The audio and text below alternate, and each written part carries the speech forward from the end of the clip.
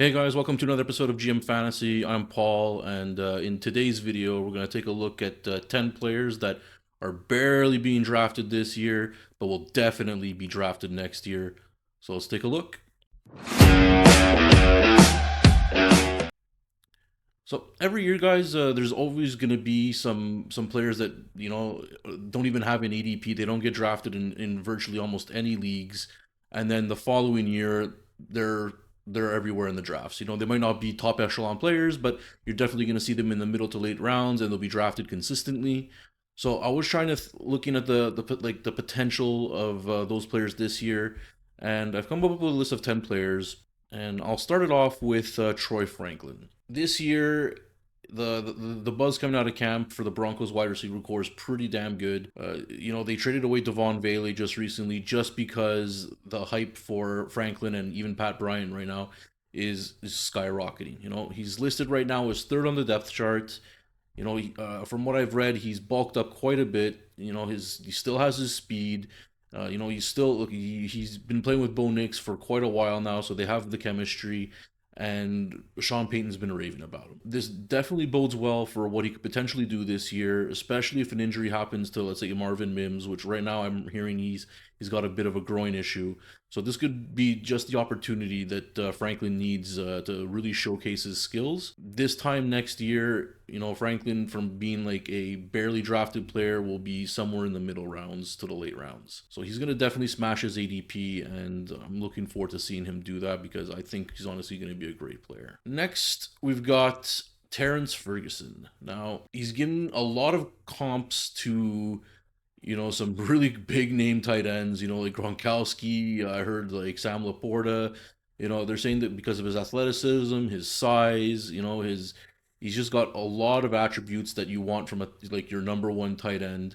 Now, I think right now he's currently listed as second on the depth chart, but from the rumblings from camp, I'm hearing that he could potentially be the number one tight end very, very soon. Higbee's getting older. Not that Higbee's bad or anything there, but I think they drafted Ferguson pretty early. I think he was a second round pick, if I remember correctly.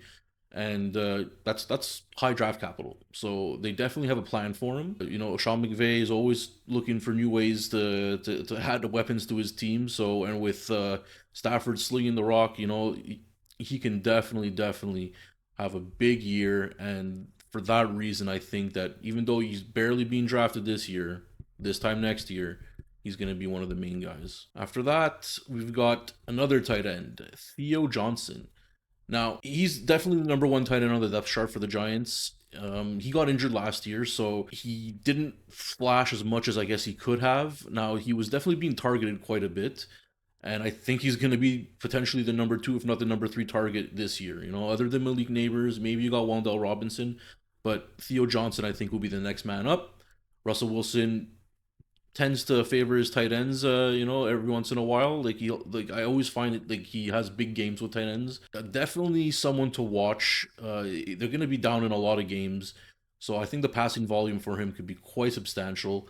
So we'll see what happens, but he's another player, man, that I think this year, next year rather, he's gonna be higher ranked. Let's just say that. Next player we got is Roman Wilson. Now this guy's been getting a ton of buzz out of camp. Rogers has been raving about him. He had some decent draft capital last year. I think he was a third round pick last year, and unfortunately last year he was just injured. I think he played one game but didn't even see like a target. But everything coming out of camp is that this guy is, I think he's listed right now as the wide receiver 3. But honestly, from what I'm hearing, man, he's actually the wide receiver 2. And he's been getting really explosive down the field looks, which is surprising for his size. But I guess Rogers has just found the chemistry with him, because apparently he's been getting a lot of long bombs, which I think is great for fantasy. You'd love to see it. I'm going to be keeping my eye on him for sure, especially in the first couple of weeks, see what kind of target share this guy gets. Because his other competition, I think, would be Calvin Austin. And I can't remember who the fourth wide receiver is off the top of my head. Obviously, DK Metcalf's going to be your main guy, but Rogers is able to sustain more than one wide receiver, that's for sure. So keep your eye on Roman Wilson. I think he's going to be a name you're going to remember this time next year. After that, we got Josh Palmer. Now, Josh Palmer, He's been around the league for a few years now. He's been on the Chargers for what, I think 4 years now, and he's had, I would say, a solid career, like nothing crazy, but he was always like this, like the third or second wide receiver for LA. So he never got to really, I guess you could say, thrive. Although he has been given opportunities, but he's had big games. Don't get me wrong. Like it's not like he's useless. He's definitely got some game to him. And the buzz out of camp this year, man, is that not the Josh Palmer, but the Josh Allen loves Josh Palmer. He loves his big size. He's able to box out defenders. He's doing really good in separating and running his routes right now. So, hey man, if Keon Coleman doesn't take the leap forward this year that everyone's expecting him to, look out for Josh Palmer because I think he'll be the receiver right after Khalil Shakir. And obviously between him and Shakir, it's two different roles. Palmer's going to be on the outside, Shakir's going to be on the inside. So look for Palmer to have a pretty big year. They signed him to a decent sized contract, if I remember right, like 3 years, 30 something million. So that's not like it's no money. Like they have plans for him. After that, we got Trey Tucker. Now I know that they literally just signed Amari Cooper amidst the Jacoby Myers holdout threats. We'll see how that affects this, but Trey Tucker was winning the number two job outright. Uh, the coaching staff was raving about him, that how he's taking the next step. Geno Smith really likes him. He says that he's an amazing route runner and that he's easy to throw to. So I'm liking Trey Tucker's chances to produce. He's already had some big games in his career. He's a smaller guy, but he's really fast. He's really shifty. I can see some big games out of him. This is the type of guy that's perfect for best ball. Like he's gonna have big games here and there. And obviously, he's not gonna be like a number one wide receiver there. But if you need him in a pinch, I think he's someone you can definitely start. But we'll see how Amari Cooper, like, they're not the same player, so I don't think he's gonna cut into his production too much. But definitely something to monitor going forward. Player after that, we got Jalen Coker. Now, Jalen Coker just won big with the Adam Thielen trade. He's going to be taking Adam Thielen's spot in the slot. So this is a huge win for him. He already was having a pretty good year the year before when Thielen was injured. He's Matt Harmon's been raving about him. I remember reading a bit, and he's really good at running routes. So he's strong hands. He's good at contested catches. I was like I was pretty impressed from what I saw last year, and I think that the Carolina Panthers will definitely have a better offense this year. So he's definitely someone to look at. Like he's not going to break the bank or anything there, but he's definitely going to be a player that you're going to be drafting more often next year compared to this year. After that, we got Torrey Horton from the Seahawks. Now this is a some people say a surprise, not for me. Like even when he got drafted, there was plenty of hype. I think he went in the fifth round, and people were saying what a steal he was.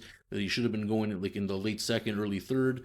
And you know what? I think they're right, man, because this guy just took the third wide receiver position. He's third on the depth chart right now for Seattle.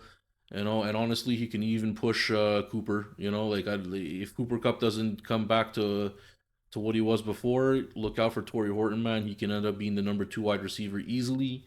He's got great route running. He's fast. He's very shifty. And even in preseason, man, he looked really good. I think he has a bit of an injury now, but it's not too serious. He should be ready for week one. I got some high hopes for Horton, man. Get ready to see him in the draft, higher in the ADP next year. That's for sure. After that, we got Jarquez Hunter. Now, this one is very dependent on how McVay decides to play it. Uh, like he's like everyone in training camp loves him. They're saying that he's got really good instincts, that he's got super good like home run threat potential. Like when he breaks a tackle, he's gone. He's got great agility. They took him in, I think it was the fourth round, so that's decent draft capital, especially since they already had Corum and Kyron Williams. I just don't see how they don't use him. Now, how much they use him is going to be the question. Recently, McVay said that they're going to try more of a running back by committee approach because of Jarquez Hunter, from what I'm hearing. They're saying that, man, this guy needs to get on the field, so they're going to split it among the three running backs.